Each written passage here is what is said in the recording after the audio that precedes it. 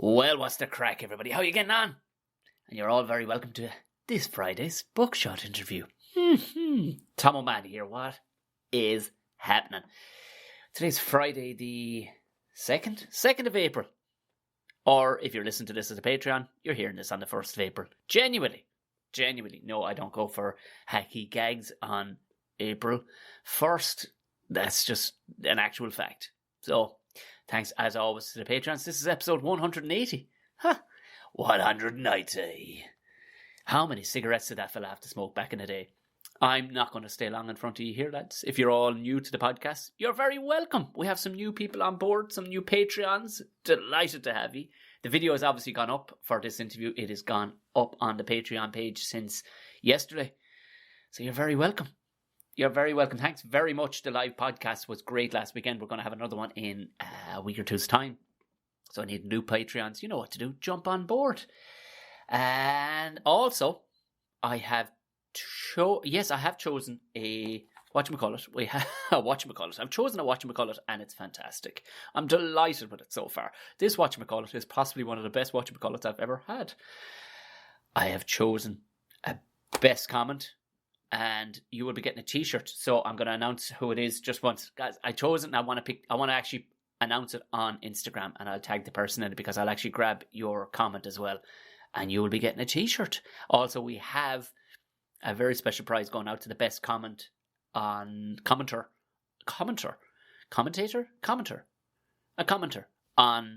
Tom and Jerry show.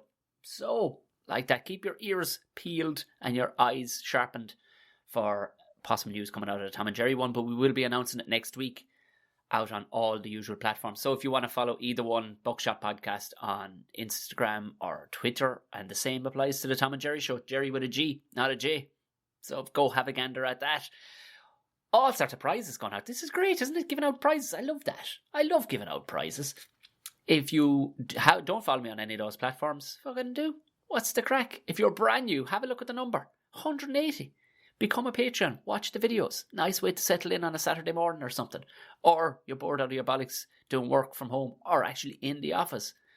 Become a Patreon. Watch the videos. At least you get the audio ad-free anyway. So, it's all there for you. Merch shop as well. Look down the show notes. That's what you do. Click on through. I know people. Aileen came on. Fair play, Aileen. Shout out. Brand new Patreon. And she's jumped on since she was on the live. She jumped on the live one. And she said it. She goes, I've been listening to the Tom and Jerry show, Buckshot from way back. And I just didn't get my shit together. And now I'm delighted I did. She brought a crazy cat onto the call with her. That she was potentially going to have to throw outside the house because it was a farm cat that was now kicking the shit out of her property. Great to have her on board, and that's the joy we had. We had some glorious chat about people's faces falling off, getting belts of PTO shafts, broken knees, all sorts of injuries. I haven't decided yet what we're going to be doing the next subject on the next live podcast, but it'll be one relatable that everybody will have a story based on, and that's the crack when it comes to it. So you know the story. If you are listening on Apple Podcast or Stitcher or wherever you can, maybe you're over actually direct on Spreaker. If you are, leave a comment, especially on Apple Podcasts. If you can leave a comment and rate it 5 stars, then it just gets it more visible to other people. Really, that's the whole vibe. Now, moving on into today's guest. He is fucking ridiculously funny. He's one of those people that since day one, when I met him and watched his videos, they struck me somewhere in my happy bones, if you know what I mean.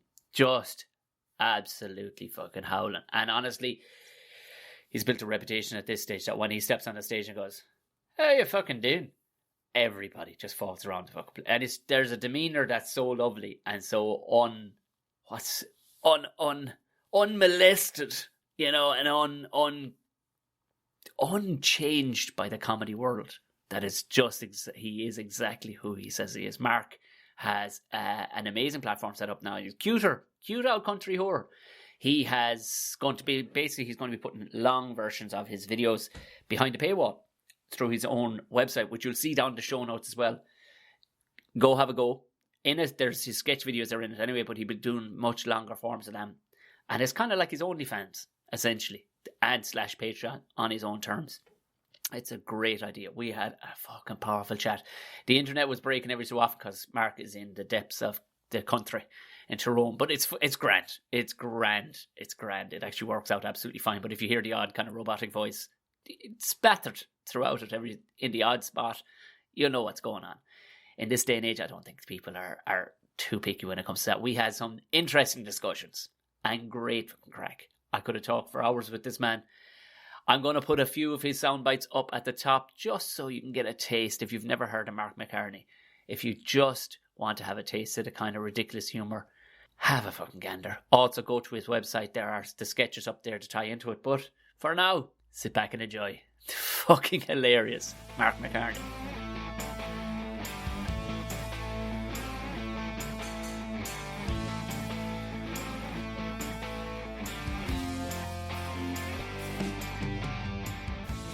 The sun's up, the bales are in, the tits are out. Everybody on the island of Ireland's been fingered here at least once. Welcome to Bundoran.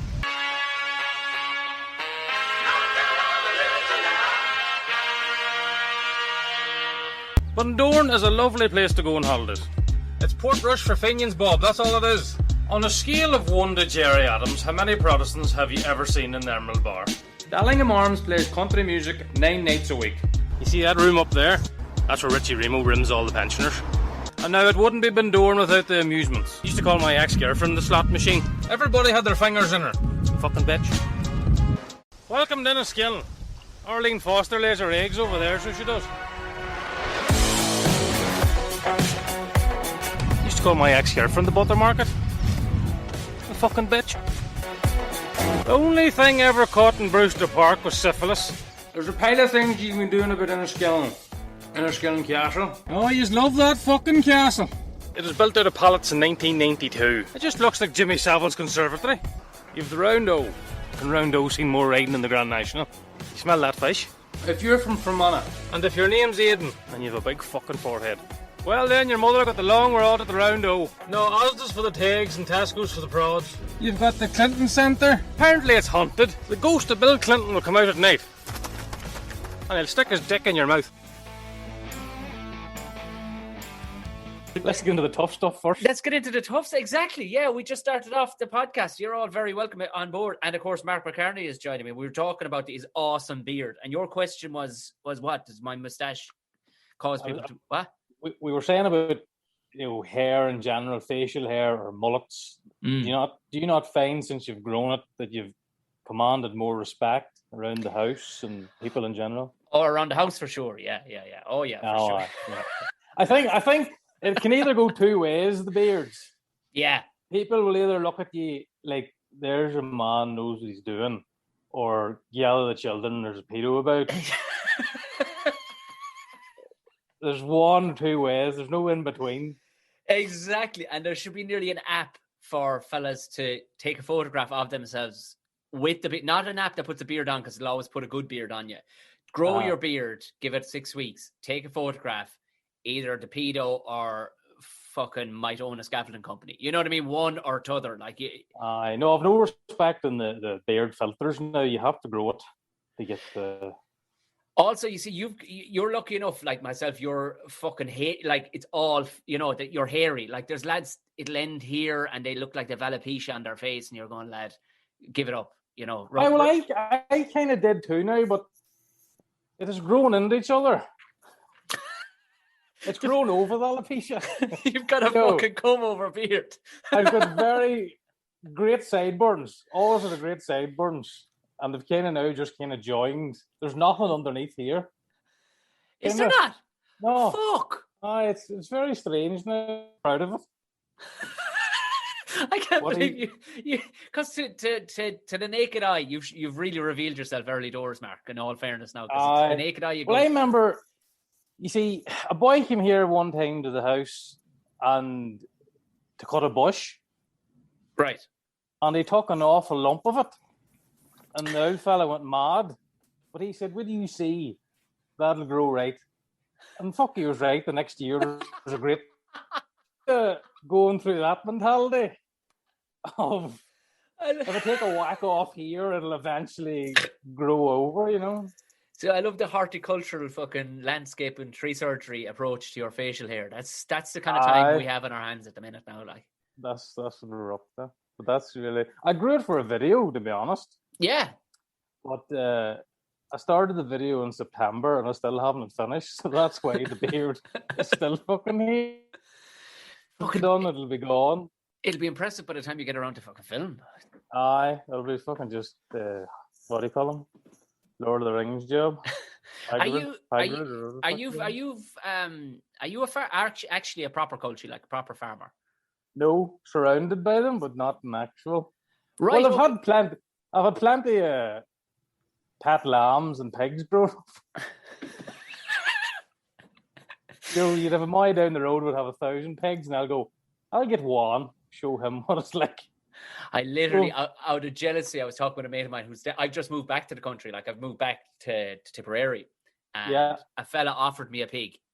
He says, he offered me a pig. That a fella I used to work with years ago. Again, he's huge, like 10,000 pig farm. I went, I'll fucking give you a pig now to get you started. I'm like, oh, Jesus, I didn't consider I need to get started. But obviously I have to I'm not sure what we're going to start, but we're going to start with a fucking pig, Mark. I'll tell you, the best animal that ever came about this house, and that includes dogs, goldfish, the whole lot, was the pig. It had more manners than any of them. See, the pig was well clean. It was shaped in the corner. Yeah. And ate another corner. Yeah. And it would come to its name and all.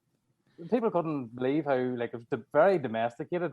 It put me off bacon for a couple of months after it left because I was that attached to it. Oh, now when you say left, where did it didn't fucking move to Las Vegas? That's all we're going to say.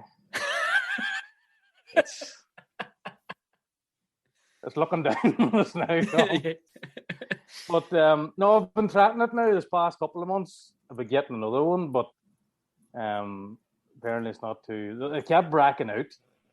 That's the fucking thing. They're crafty as shit. You have to get the electric fence. You're at nothing without an electric fence. Oh, they're shrewd. They're very, very smart. Like for us to be in sausages out of them.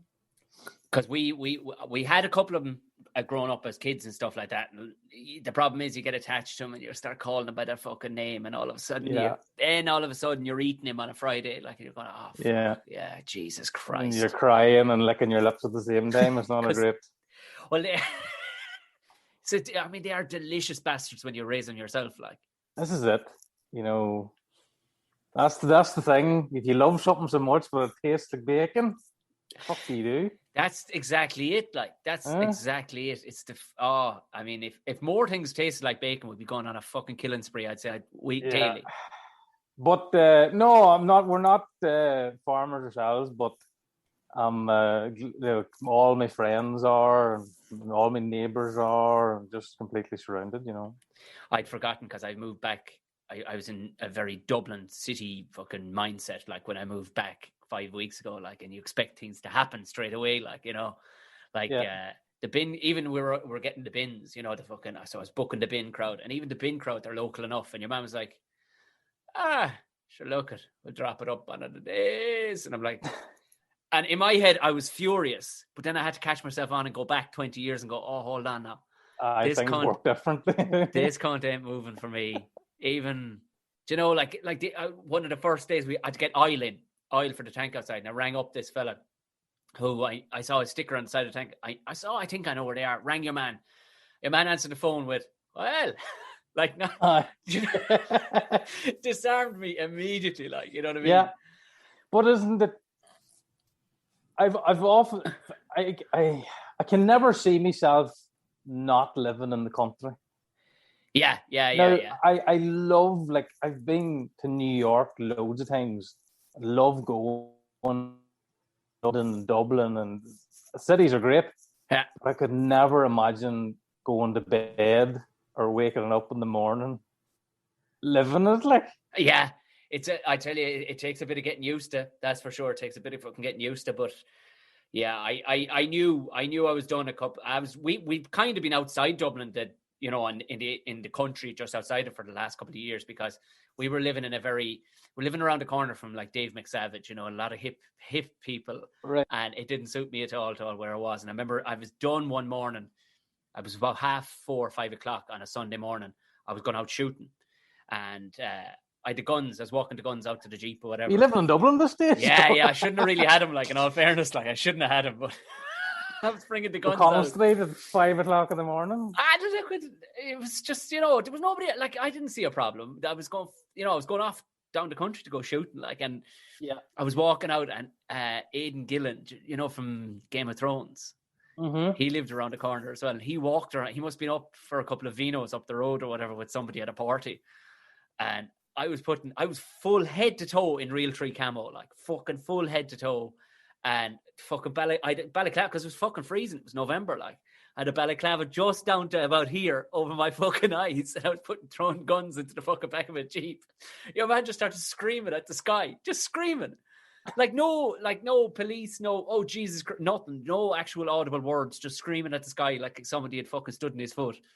And I sat in and just kind of went, okay, I get why he probably got a bit of a shock, but I ain't changing. So, aye, tough. Saddle up. Good thing you're living beside Pat Kenny. He'd have fucking, you'd have an army at your door. I'm fucking right, yeah. No, but I get you. I get it, because back here now 5 weeks, I'm like, this is fucking exactly what I remember. Yeah. I think the country, everybody knows your business, but they couldn't give a fuck. Yeah. They have to know what's going on, but it doesn't really matter to know. Yeah. Get on with it, like. Yeah, well, it's its own social media, isn't it? Like. We invented Facebook, you could say. We were the bulletin book. But the bulletin book, holy fuck. The bulletin. But you know what it is too? There's little or no class systems here. Do you know, everybody's a fucking bit of a wild redneck. Now you can get notions, get a fine car, but realistically, you're just a culture, like, at the end of the day. And that's what I noticed in Dublin. It was very different. It was, no matter where you went, there was always, even by their postcode, you were a different cut of a person. No, there's no groups or classes in the country. Just everybody's a cunt. Yeah, the world should be. That's my mentality in life. I don't care what color or sex or religion you are. You're just a cunt, and that's we all come from the same. That's it. Wait, what? Because the comedy then, like, what did you study? You must have done a film or something, did you? Yes and no. Originally, it was, funny. I was just thinking that before we went on. I think you're the only comic that I know that's really was born in the countryside. Oh yeah. Trying to find somebody that's country, like, yeah. It's usually, like, everyone I know has usually been in a town or a city, or it's very rare. But anyway, secondary school was just, go to a building site. Yeah, and which I did. I became a civil engineer, sir. Get a trade. Doesn't matter about it. We don't need them. We need builders. We need tilers. Everything. And I was just. I always loved working with my hands, but I went on to do engineering in tech, and I fucking hated it. I loved the making thing, but the whole, you have to use maths to build bridges. I was like, no, you don't. Give me a lock of bolts and girders, and I'll have one up no bother. And I know. So it took me, like, I was there 3 months. I was like, this is it. And I was walking across tech one day, and I happened to see these kids with a camera and a tripod, and they were the group from media, and they were having just a whale of crack, like, and they were really fucking depressed, and they were sitting laughing their heads off, and I was like, that's where I need to be, stuck in the middle of that. So I kind of changed over to that. I went to college and done media and creative technologies, I think it was called. So that was always, filming was in me before the comedy. Right, yeah. I always thought I'd love to be like a director, or, I remember, like, going to cinema with Owlboy. That was always first. It wasn't until I actually went to tech. Stand-up was never really a part of home here. Like, obviously you knew of Billy Connolly and you knew of the big guys, but like, mum or dad would never have watched comedy on the TV or anything like that. The Extravision, God rest his soul. Back in the day, every lunch we would go to Extravision, and there used to be an aisle. It was the bargain bucket where you'd get fucking DVDs for £2-3. And I got into the habit of buying one every day. And then when I got home, I'd watch it. Next day, buy another one, watch it that night. So this day I went in anyway, and I seen this DVD. It was the colour. There's just the colour that attracted me eye, you know. Yeah. And I went and I picked it up. And the fuck, it was Tommy Tiernan's first DVD. Right. Now, it was a couple of years old at this stage. And I remember going home that night, it was only about maybe 17 or whatever at the time, and watching it and going, holy shit. There was like Padre Pio just appearing on the screen, like, you know. And it was just it was a revelation. Fuck, this is amazing. Like, I never got it out of my head. But again, country mentality thought to do that. Yeah. You know, I never said, them boys are just born like that, and then they just go onto stage and they do it. I never could see myself doing it. But I always loved it and kept watching it and all. And left college and went to work, but it was always in the back of my head. And then I had a midlife crisis about 26, 27. I just went, you know what, fuck this, hey. And I just went and I went up and done it. And it was in the pavilion, you know, the Pav. Yeah. Notoriously tough room. Yeah. And it went all right. It went, like it didn't murder, but it went for the first can you time. Remember? Can you remember any of your opening bits? Fuck, I don't. Like, did you go full McCarney like day one? Like, I know no different. Right. Do you know what I mean? Yeah. Like, yeah. And it's funny. One thing I always hated growing up was very weird. Like, because my mother's from Fermanagh, and right. my father's from Tyrone, and I always had this mixed accent. So, like, we'd go down to Granny's at the weekend in Fermanagh, and I'd come up to Tyrone with a Fermanagh accent Monday. And by the time I went back down Friday, I'd be speaking like Tyrone again. But I always hated it. I always hated the sound of my own voice. But it has helped me bagfuls and stand up. Yeah. I've often found there are times you ever go to gigs and sometimes they're just not interested, and you might be third on the fucking row, and then they'll come on and go, "Well, what's the crack today?" And everyone will go, "Where the fuck?" Yeah. Did that bollocks come out of? You know what I mean? So it alerts people. It's like a foghorn. But what was the question? The comedy? Oh, the Pav. Yes. Yeah. Go back to Pav. I remember speaking and everyone kind of their heads going up. What the fuck's going on? And it did all right to ask me back. I did well enough to ask me back. And my plan, to be honest, was to do it the once and never do it again. Right, yeah. Honestly, like I told nobody at home I was doing it. I just drove up to Belfast one evening. And so they asked me back and I thought, fuck, it was way bad manners if I said no. So I went back on the second night, died me ass on the second night, died me hole. And but Connor Keys was there, you know, Connor from Oma. Yeah. He was MCing that night, and he was like, he was from Tyrone, and he was like, who's this other boy from Tyrone? He'd never heard of me before. And then he booked me to do dailies in Oma, and it just snowballed. That's the way it went, just. And then somebody else would see in Oma and go, here, do you want to do Letterkenny? And it's just the way it went on. And what did the old pair say when you went back to him and said, listen, the fucking engineering is gone? It's gone. I'm going to be getting into my folks, thankfully, are great. They're very... I think whenever I said I was quitting my job to do stand-up, I think they were kind of like, you fucking what? It was kind of like, you know, they were happy enough when it was kind of like a hobby. Yeah. But when you're actually quitting to do it full time, I was like, look, time's fucking short now. I think I'll do stand-up for a couple of years before it hits. And then I know they've always been very good to me that way now. They've always been very supportive of like whatever I wanted to do. I just go and do it. I don't really tell them half times, you know. I suppose too, you'd be happy enough that a fella's doing something. You know what I mean? Like you're not fucking scratching your bollocks, smoking fags, hanging around all. You know, you're at something. There's nothing I hate more than like there's friends of mine there now, and they've done school, and we'd go out like before the lockdown. We'd have went for dinner and pints for Sunday, you know. Yeah. And the same time at 8:00, the two boys would go, fucking this work tomorrow again. And I'd be like, "Geez, that's an awful way to live." Isn't it? Yeah. You know, it is there's bound to be something that you're happy to get up for on a Monday morning, like, and thankfully now in this pill the world shit itself, you know. But yeah, I remember meeting a fellow one time after a gig. I was down in Cork, and I hadn't seen him in years and years and years. And he was an angry bastard anyway. But I was an angry bastard when I was in construction, like when I was in the buildings. Fucking psycho. Aye. It was the boom too. It was the mid to late 2000s boom.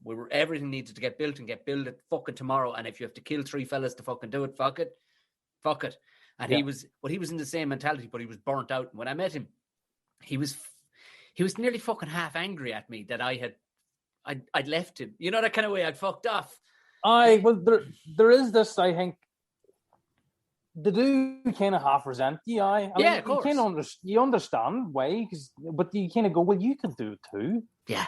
You don't have to, it's a weird, like, even whenever I first started doing the videos, like, my friends were like, we thought we were going to have to ring the men in the white coats, like, we did thought you in head, like, they did, seriously. We were talking one day, we were going to have words with you because we were worried about you. It wasn't about a year in, they went, we get it now. Right, yeah. You know what I mean? But they just, but then I think they go through waves. Like, I have a friend there who works in Dublin. Yeah. 1 week he's really into it. And then the next week he's on about fucking jumping off the crane. Do you know what I mean? He goes up and down and up and down. I'm just like, Jesus, it's a tiresome way to make it lock up. It's true, Don. I still have friends who are like, and they're wither. And even one mate now I was talking with the other day, like, he's happy enough, he enjoys his job, but he fucking hates Dublin. He fucking hates it. He's from North Tipperary, and all he wants is fucking milking cows, hurling, fucking talking shite over gates with lads, fucking roaring, like the gruff nature of it all. But even he was saying, like, the missus, she's South American, like, and she's from, I don't know, we'll say she's from, I can't remember. We'll say she's from Rio, but it's a very densely populated city. So it's hard enough to get her to Dublin. But he took her the last time they were down, it was last year, they were down in Tip, and country, rural fucking place, like, and their niece was there. She's maybe 6 or 7. She was cycling her new bike up and down the road outside. And some old boy just pulled up going, it's a lovely bike. They knew him, like, he's a local bloke, like, and he's going, you're a good girl now, you're enjoying school, and just talking shite to the kid, and the kid was like, I fucking am, it's great, yeah. And his missus went bolting out and fucking, like, snatched her back in. She was like, come on, back in now. She thought he was like a child snatcher or something, like, but all your man was just, turns out your man was coming into the fucking house anyway for a cup of tea, like, he was just...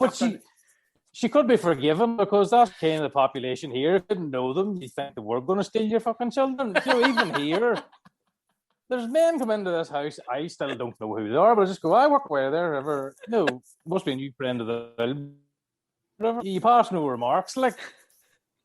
But I must be still, like, a friend of mine moved out to Bahrain a couple of years ago. Oh, right, yeah. And his missus... he met a girl out there, and he took her over, and he'll bring her over Christmas, but he'll not introduce her to us. Why? Because he knows it'll be the third degree, like, you know what I mean? Oh yeah. So he doesn't let. He puts an odd Instagram story of her, that was the height of it, like. But no, but that's I'd be embarrassed to introduce foreigners to my family too, like. He's kind of the way it is.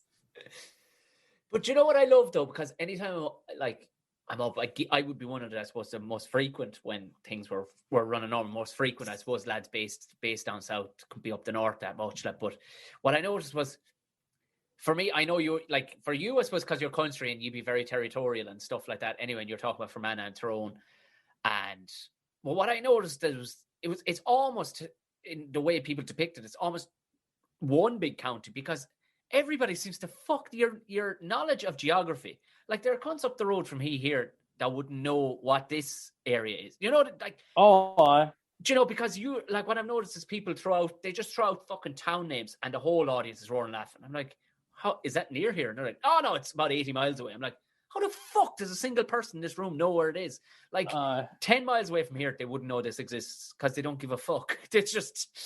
It's all right. I just know. I just thought... Well, you see, I'm actually very bad at geography, but all my uncles are lorry drivers. Right. Yeah. Say no And more. we used to be going to Granny's house for Sunday, and I mind one Sunday the girl was going at the time. We were in London for a weekend, a dirty weekend. Lovely. We were then at Granny's on Sunday, and we were just talking about our weekend in London. And the uncle said, what hotel we in?" We said, "The London A Hotel," or whatever the fuck it was. Yeah. And I turned around and went, "Oh, that's up the road on the left and across the roundabout." And I was like, "I'd want to be like that." Fuck. You know, this guy in the arsehole from Mana talking, London, I just know it well. You know what I mean? Yeah. He could tell every street. He knew every... And I thought, I'd love to be like that. You know, I want to be out there. You know, if somebody says, I'm from Australia, oh, geez, that's up and over in the hill and across third left and roundabout. No, you know, I always thought that was a great way to be. So I always take an interest. And then, like, whenever I got my driving test, all you done on the weekend was just drive about. Yeah. Find yourself in Muff or Hollywood County Down within a couple of hours. I'd always go out and look around me and spot things, and I'd always make a notion to go to these random places, but then I'd always make sure and take a good look at them. I know, yeah, but it's very perverse there, don't it? It does, but I like it. I fucking like it. But one thing I've noticed, like, I mean, cultures are cultures here, but especially like the whole county, I'd forgotten how agricultural it is here. Like agriculture on a fucking ridiculous level. Like, it's tractors after track, like it's just non-stop track. But I don't think that culture is celebrated here. As it's just it is what it is, but I don't think there's a way of life celebrate. Like, all right, you listen to the local radio station, which I was listening to the other day. I fucking love it. It hasn't changed in 50 years. Like, literally, they do the classifieds. Like, and somebody was looking. I wish there was a way to record it, but you can't, because sometimes they don't turn on the internet. You know what I mean? It's amazing. It's just some days you'll go to your radio app and it's like, no, no, not there's a crankshaft for the internet somewhere. You have to get it going. You want anyway. She was reading out the classifieds, and this was wanted and that was wanted. And, every cunt was selling fucking blocks and timber. Every cunt had blocks and timber for sale. Like, yeah. But she wanted quiet donkey, and just moved on. Phone, and she gave the phone number and just moved on. I'm like, and what? Why? Well, to be fair, they're very hard to get. So maybe she was onto something, like.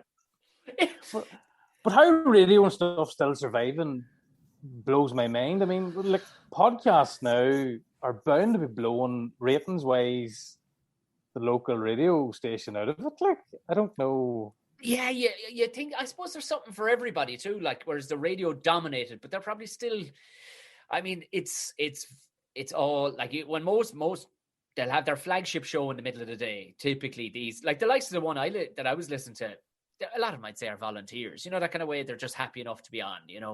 But I'd say most of them, they have their flagship show, and all the rest of them around it are just full of fucking adverts. They're just full of fucking adverts. You know what I mean? Yeah. But, and it's the same old shite on every channel. Do you know what's gas about drinking tea? The fucking ads are terrible now, in fairness, some of them. But it's the level of country that's in Northern Ireland and the surrounding areas around it, like, is on a celebrated level, like nothing. Like, it's a fucking tribe. Like, it's an absolute tribe. Oh, I would say the biggest too. Oh yeah, I would definitely say it's the biggest. Yeah, absolutely. Like, there's the thing I find about cultures, and that's the thing I love about them, is like, if they love something, they'll pollute you with it. It'll be in your face. I've never seen, like, if they love, like you ever tell of a Grassman? Did you not hear my podcast with fucking Marty Moan? Jesus, I didn't. I seen you on it with Marty, but I didn't. I wasn't listening. But I mean, them big. There was documentaries about them big religions in Americas where the pastor has a jet and all, and they're all giving off. But that's Grassman. They're beanies and hats, and they're bowing down. It's fucking unbelievable. Like, and all my friends there, again, we'll be out on Sunday, and I think there's another farm flex. Stop. It's called Farm Flex. It'll be 20 minutes out every week. and they'd be sitting on the phones just glued to. It's great, like. It's unreal. Like it's like, if they have something they love, be it a machine or even the country music or whatever. Yeah, like it's unreal.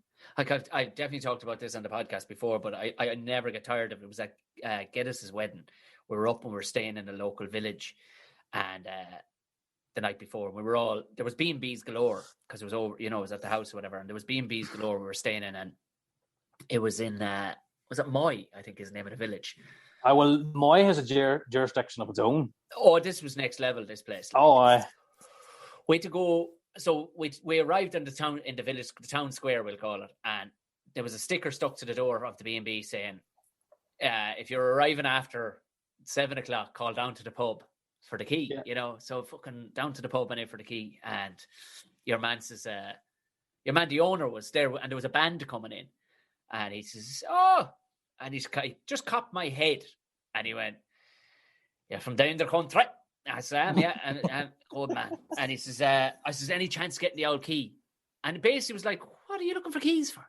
She says, "You've all the night to be getting keys. Like, sit you and the missus inside there. Will you have a gin?" He says to herself. She was like, "Go." And I didn't get an option. Just a pint was put in my hand. Yeah. And Moy's unreal. And this fella was pretty much like, he was so far inside the door of the building, he was definitely smoking indoors, like, and people were just sauntering past him, and he was roaring at the band to get into fuck because they were late. That was all grand. Got the bags in. I just came back down the road. I said, "Come here, any grub in this fucking joint?" And he says, another fella pipes up and he's smoking a fag. And he says, "What are you after?" I said, "There's a fucking option, is there?" I started. He said, "Yeah, he was fucking chippy." And there was some other restaurant, he says, but he thought that was closing down at that, or was shutting at that time. And he went, "Aye, but there's a chinky. There's definitely at the top of his voice." And I'm kind of going, "Lad, I'm pretty sure you're not supposed to be. Fuck it. This is your kingdom. Fuck it.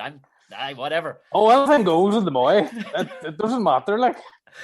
But the town was fucking hopping because there was a load of people there. I said, "Jeez, they can't be all here for." But we were inside anyway to finish it off. But we were inside the pub, and there was lads. We have them down here too, like lads with the Scania jacket on, and the collar up, like. Yeah.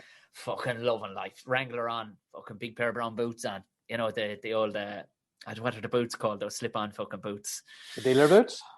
They're not they're like dealer boots, and yeah, but they actually have a fucking brand name. And Moan told me what they're called. He even features them in a song and everything. Anyway, these fucking boots. There's lads now listening to this going, "You thick cunt." They're called, and it'll come to me at some stage. But I'm not going. Boots.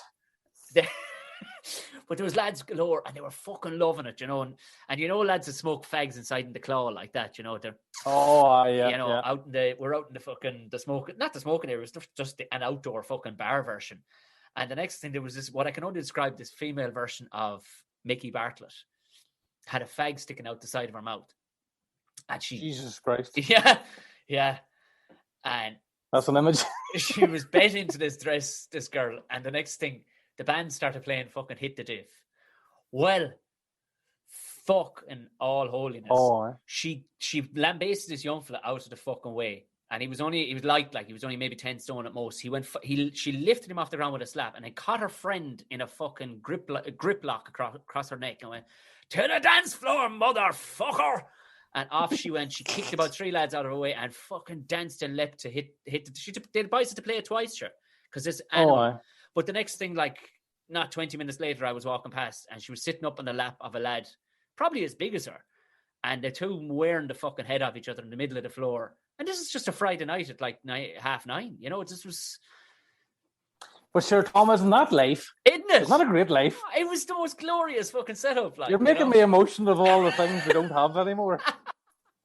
But I have found now, see, the Moy is a small place. And it's not far from Armagh, which is a city. Yeah.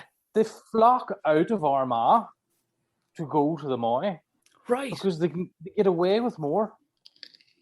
You can come out and roll a car, and then anything goes. Because I suppose, so it's like the Arabs heading out of Dubai, or heading out of fucking Saudi Arabia. And hit the diffs, the tribal end of the night, with the fucking haka. now it's time for home. Now that's I've even seen like in towns near me, like small villages, you'll have one pub that'll spend thousands on doing it up. They'll all go to the shithole. yeah. The place will be spotless now. I'd rather down here because I can drink and piss at the one thing. They're unbelievable. Like I love watching people sometimes because it's an amazing. Like the Moy especially. I remember a cousin of mine had a birthday party in it, and it was not long after one of the I think it wasn't long after the Bundoran video. I was afraid for my life. That's the truth. Oh, over the Bundoran video? I was passed around like a fucking rag doll. I was like sacrificial lamb. Here, this fucker here, look. That's just the way it went on the whole night. Take a picture, go on to the next fuckers now, we're sicky, That's the way it went on the whole night. I was exhausted by the time it was finished. Well, fuck me. I mean, your videos are doing well when lads are actually imitating you. Like, there was fucking lads TikTok's brutal. You ever be on it? Oh, TikTok's, it'd be funny now to be really, like they'll be out in their fucking front yard and they still be going, welcome to Bundoran and all that stuff. Like, but it's it's mental, like, and never thought it would go as crazy as it did. Some of them, like. But to be fair, like I showed it to herself, she'd have quite a critical eye some of your videos, and it was. She's been around a lot of comedy for a long time, like, at this stage, like, but in fairness, our first thing was, holy fuck, is he directing that himself? And, and like director of photography and editing it himself. I said, I don't know, but I think so. She went, oh, well, you can tell they're so rough. No, yes. no, but what it is the difference between the cutaways is they are so succinct to what is like they're rough, like if it was lovely smooth rollings and nice setup shots and all the rest of it, you go, okay, but the humor's nearly been lost in this. Like, there's too much fucking talking. You've crammed so much fucking funny into like 1 minute 57 that you couldn't do it in a nice subtle way. It has to be bang with an axe. You know what I mean? Every time, like. Well, I was always a big fan of The Office mockumentaries. I love that style, and it suits me because you're saying I am usually on my own. It is usually just me and like usually a lot of the times you're shooting out by and like something might happen quickly. Like, hurry up, the fuck! So it's rough and it's all go and it's guerrilla style. But it tends, as you say there, I do believe if I had a professional crew, it wouldn't be the same. No, it wouldn't. It would lose the whole, I don't know what, the sharpness of it or whatever. But there was times it was like, fucking, it's tough now when you're shooting and acting at the same time because you put the thing in focus and then you go in front of the camera and hold still in focus. I know, yeah, and you're talking over as if there's somebody there, yeah. You're talking, yeah. So it's But the humor is, you see, that's the thing too. Unless you have somebody who's absolutely buying into it from the other side of the camera, sometimes the humor can be lost. So, like, because your humor is in the camera, in the acting, and the editing on top of that too, it's going to be fucking funny throughout. Like, I remember the idea for it for about a year before I even done anything with it, and I done Enniskillen was the first one. Oh, and lovely. Like Enniskillen, in between Oma and Enniskillen, like I'd be in Enniskillen as much as would be Oma, and I remember doing it and editing it and going, we could get burnt out of the house over the head of this. Do you know what I mean? I was watching. I was like, if I post this, it'll be the end of the McCarneys in the country. Like. And but thankfully, thankfully now it could have went either way there, but I think people know. I don't mean any harm. Well, the character is so ridiculous. You know what I mean? In all fairness, like, it's a combination of every uncle and friend and father and every person from the country I've ever knew. Oh yeah, I can see about 5 fellas that I know in it. A cute cunt who probably has a fortune of money behind him, and knows fucking everybody's a fucking idiot and knows more about everything. And I'll do it myself. Yeah. I'll have to do it myself. No one else will fucking do it. And and this, like, nothing's ever a big job. Sure, I'll take that house down myself. That's. But I like there's some crude moments in it, like, but it people thankfully I've been the bit that's still to this day, no matter how many times I watch it, and because I didn't live in Enniskillen, but I was there weeks on a week at a time on an end, because I was the engineer over building the golf course, the Lough Erne golf course. right. Yeah. In a weird turn of jobs, I was fucking building golf courses, and towards the final end part of my engineering degree, or engineering work. But I was living with I used to stay in this B&B with this old pair who were worth a fucking fortune. They didn't need a B&B at all for money. I think they actually sold the land that Asda's on. They made a fucking fortune, but you won no matter what. She go, what do you have for breakfast? And I'm like, Mrs., don't you worry about the brekkie. Just leave out some fucking Weetabix, or I'll sort that out. I'll be up at 5 anyway. Don't you worry about it. And fuck me, she'd have a fry on that you could fucking sit inside in the middle of it. And the eggs would be 95% butter. And just now, it was great, but you'd have it. So I think that struck me, and I knew exactly where you were looking when you pointed. And it was that line where you just point at the island. You go, I see, that's where Arlene Foster lays her eggs. And gone. No more about it. Just, we're leaving that little fact there, and we're on again. And it was that image of like Arlene Foster laying a giant egg like a dinosaur, or a giant spider woman or something. It was just... but I love that you could, like, a lot of sketch is absolute fucking muck, because they extrapolate and they tear the whole out of every funny line. And they, because there just isn't that much humor. They're trying to get it over 2 minutes or 3 minutes, and you're going, man, there's been about 3 funny fucking bits throughout this whole thing, like. And then you get yours, and it's like, oh, fuck me, you can make 10 sketches out of the bit he's just done, like. It's funny. I don't know. Like, I would be a big fan of it. Sketch is so hard. Sketch comedy is the hardest thing ever. I don't like to dissect much, but it's funny. Like, some of my favorite videos that I would sit before and post but piss myself wouldn't be the most successful ones. Really? Like, I remember I was going to the gig in Bundoran, and their internet shite in the house here, so I went to her house to upload it. And I remember going, I think this is shite. Hey, I'm not going to upload it. I was very close to not uploading it. Like, and she's like, what are you on about? It's fucking great. I was like, oh, Jesus Christ. And I sat for hours. I was like, fuck no, I don't think I will. And eventually I did. And it was one of my biggest still today. Like, yeah. So it's mental. Like, it mightn't look it like, but I'd be very critical on them. I'd be very...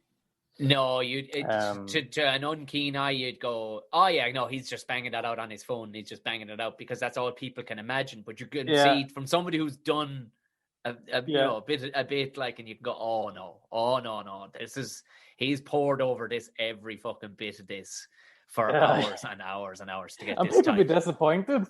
People be very disappointed that when. Oh yeah, of course. They became like, insult the wife there, call her now fucking cunt or whatever. And I'm like, Jesus, I'll not. God bless her, I'll not say that. Jesus Christ, they're brutal. Like, I love the running theme that runs through the whole thing. It'd be a depiction of a place like the Butter Market or whatever. It's like, used to call her the ex-girlfriend. It's just always fucking bitch. I love that running. That's a running theme that's throughout the whole. The last one, I can't remember. I do love, like, a big movie fan. Like, I love films and all. But the films, these wee Easter eggs, they call them. Yes, hidden bits. Yeah. Wee bits that most people wouldn't even think about. But I try to knock wee things in. I can't think there's a couple of things I've done and nobody's passed any marks. But I try to put in wee things that I don't. Like, the last video I done for I got a shirt printed saying "Save Barra." Right. Barra's a town over from me. Never said anything about Barra. Never. There's nothing wrong with Barra. But people are going, "What's wrong with Barra? What's going on with Barra? There's something wrong." I love that. I just say nothing and do that, but just wee bits like that there. I love sticking in every now and again. I love that. Did you ever get any kickback from? And I love the obscurity of going with Richie Remo. instead of Marty Moan when you're given. Well, come here, I tell you about Richie Remo. That now he's my arch enemy. But at the time, I remember I was in front of the hotel, the Allingham Arms, Right. and I'm going, geez, I'll have to do something here. And I thought, I don't know why, but just anytime I was in Allingham Arms, it was always full of pensioners. But whatever's about the weekends that I was always there was always me and a bunch of pensioners. So I was like, I have to say something about pensioners. And then there's like, I just had this image of some guy with a pensioner in the bedroom. And then I was going through them all. I was like, Nathan Carter, Rims pensioners. I was going through them all. But for some reason, Richie Remo, Rims pensioners just rolled off the tongue a lot better. It does. Against Richie at all. And to be fair to him, he's been a great sport. He has really I get videos there regularly back when things was open of people, if he was singing in a concert in Letterkenny or whatever, people would put my picture on the phone and then take a selfie with me and the phone and Richie behind, like, and he was like, he messaged me, he DM'd me and all, and he was a great sport about it, like, and I was hoping to get him in one. Oh, that'd be good. Our schedules haven't lined up yet, but he was. It didn't mean for it to blow as much as it did, but he was. He's up for the crack, like, and he knows it's just a real piss take, like, and there's no malice in it. I think everybody knows he doesn't rim pensioners now anymore. I think he had any wisdom in you. Well, if you were going to compound it anyway, you had him in the time you were up in Belfast. You were like about the Europa as well. You were shouting at him, shouting about the poor bastard there as well. Well, that was kind of like the ex-girlfriend. Remo was kind of going through a couple of them there as well. He was going through them, but I know it's. I don't know. I'm kind of lucky there was a lockdown because I was waiting to get a butt through my head someday. Out through, but I'll keep on going until I do, anyway. It's you can see the temptation for it. Well, you can see, I suppose, how people would take it. That you could see a fella taking it seriously, all right, but then all of a sudden, like, as I've seen a few people get fucking narky about certain comments, but there's no, as of yet, there's been no malice. Now, I very rarely look at comments. Right. Is off unless you have me put them very, very rarely. I haven't seen anything wild bad. Do you know what I mean? I've never seen anything. They are there. Jesus Christ, they're there. But any of them I did see, they were all middle-aged women from Dublin. Any of the two that I see, and they're all telling me they find Jesus Christ for some reason, and I ain't glad Jesus at it. I have nothing to do. Right? I don't like. I think most people, like 90% of people, know that this is a pure piss take and it's just nothing to be took seriously. Like, but the social media blurs the lines of reality now, so it's, especially since this pandemic, like it's and a lot of people. That's why I kind of created the. That's kind of the main reason why I created the website, because I was like, I only, when you put things out online, it's for everybody. Yeah. It's for everybody, every walk of life. And we all know not everybody's comedy is for everybody. Yeah. Yeah. You know what I mean? It's not there's certain people that would love you and there's certain people that hate me and vice versa. So the website kind of filters all that out. So are the videos only accessible now through the website? The way I'm going to do it now is a longer one each month, 20, 30 minutes. Brilliant. It's what I wanted to do anyway. I find the shorter versions, as much as they're good for social because they're shareable, I really wanted to do longer episodes. And so I'll just do that, and that will be on the website, and then I'll just take wee clips and put it online. Of course. You will not completely forget about the people, like, but it's Well, it's basically my own Patreon, if that makes sense. Yeah. It's It's like know what I mean? It's your own OnlyFans. Exactly. Like the OnlyFans, yeah. That's the best way I could have put it, Tom. But you must be getting requests from every second fucker going, do my town. Oh, yeah, absolutely. 100%. TikTok's that's the number one thing that I get the most. Well, what blew me away was lads actually just doing. There was 4 lads in one particular one. I don't know, did you post it or somebody posted, but it was like 4 or 5 lads just sitting on a wall, and they all had a line. Yeah, That's true. What the fuck? That's Oh, how you know you've struck gold. Like there was a time I couldn't even go into Tesco in a skilling. Where I'd be sitting looking at something, and all I'd hear is, "Let's go to boot." Or Arling Foster laser eggs over there, and just went all. And I didn't even go into a skilling for a while because it was like, fuck me, like it was brutal. Like it really was brutal for a while. What did the old pair make of the I won't say the kickback, but I suppose the popularity of the videos now? Are they aware of it? It's funny. The old boy, people will come up to the old boy and go, "Hey, Mark McCarney's father," and he's like, "How the fuck?" He wouldn't. He's taken away by that. He's like working there, and they'd be maybe from fucking far end of County Down or wherever, like, and he's like, and they'd be telling him, "Oh fuck," and then they'd be showing him videos, and then he never sees them because he has a fucking Doro flip phone. There's no internet in his thing, like, and he doesn't even know them. So they kind of, that's the only way the old boy sees the mentalness of it sometimes, like, and then the old boy wouldn't really care at all. No, he's pretty normal about the McCarney household now. But you'll have to get them to feature in some sort of format, like, because I mean they're sitting there, they're cast members just fucking sitting there. You have to use them in some which way. I tried to put him in this new one I was making, but you nearly need a big brother of the old boy. Once he knows he's on camera, it just was fucking. It's no good at all. He turns into a fucking bicentennial. Fucking, he doesn't know how to act, So I've shot him now twice with the same line, and I've had to take it out each time because it just was fucking.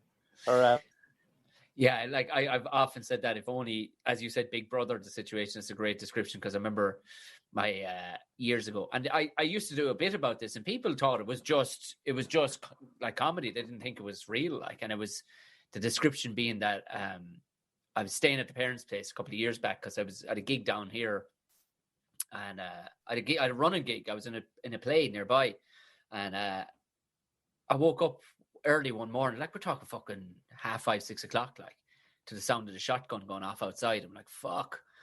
And I looked out, and genuinely the old man was shooting a tree down. Instead of how else would you do it? Jesus, what's wrong with that? P&P? Did you know, like, this is... Well, my old boy's that, but I was even about him the other day. If it's like something he'd do, if there was a wall to be tossed and there was a mini digger here and a toothpick there, he'd pick the toothpick. Like, there's a shed to be moved. Mine lives down the road, and I was like, get Connor down, we'll put it up. Cunt was the moral of the story. Yeah, but this is exactly it. Like, there's one of the first days, and I got to do a gig a couple of weeks ago in Galway. It was this live fucking thing with a load of screens. I've seen that. Yeah, it was bizarre, but it was class. It's as good as it can be given the situation. Do you know what I mean? It was unbelievable money and expense put into this thing, like. But like, we're talking, fucking 12 foot high by 20 foot long, 2 of them put together, and you're standing in the virtual world, and these people's heads. About 90 people on the screens in their heads, and the lads are all, the tech, in fairness, they were fucking amazing. When you'd kind of reference people, or people were really, really laughing really well, they'd put them up on the huge screen, and they had like a 4-camera setup, and it was cool. But I opened with a bit about just saying that I'm after moving back to Tip, because I've gone so rusty at stand-up, I may as well just talk to these people for the first bit anyway. And because I learned my mistake when during the lift with, say, level 2, whatever it was, or level 3, I was in Galway a couple of back last summer. And I just jumped on stage like it was just normal. And I found the fucking cogs were all rusted up, like, you know. So about 5 minutes in, then I started talking. With this, I just started talking. I talked about literally driving up to the fucking house here that we're renting. It's only 900 yards from the mother's place. And we were behind a woman who was walking on the road. And there was another car coming in the other direction. And so we slowed down right behind her because we were about to turn too fairly soon across to the right. So we let the woman toddle on and let the car pass.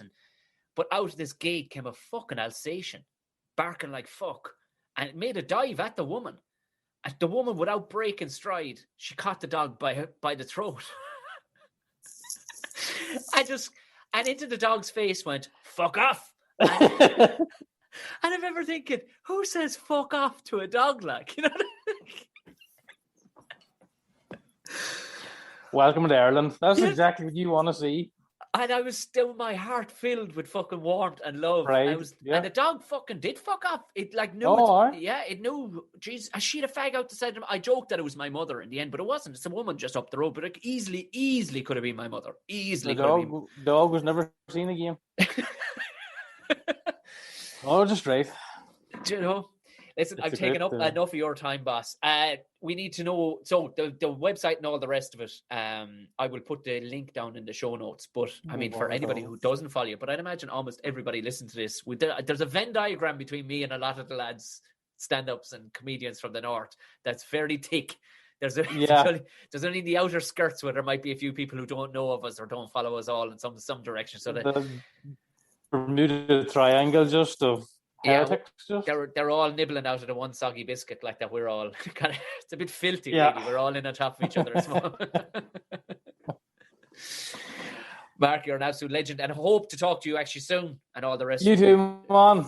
Be good to see you in person again. Yeah, exactly. We can rub facial hair when we see each other. Yes. Oh God. Oh God. I'm away when you say that. Good look. Right. And my thanks again to Mark. Like I said, go follow his website through the link at the bottom of the page. What an absolute diamond of a podcast. That was episode 180, everybody. You know what to do if you're on Apple Podcasts or Stitcher. Go ahead, give it the 5 stars, give it a comment. You know, drives it up the ratings a small bit, lets other people see it. That's the crack. If you want to become a Patreon and support the show, look at the show notes. There's a link there. Go have a gander.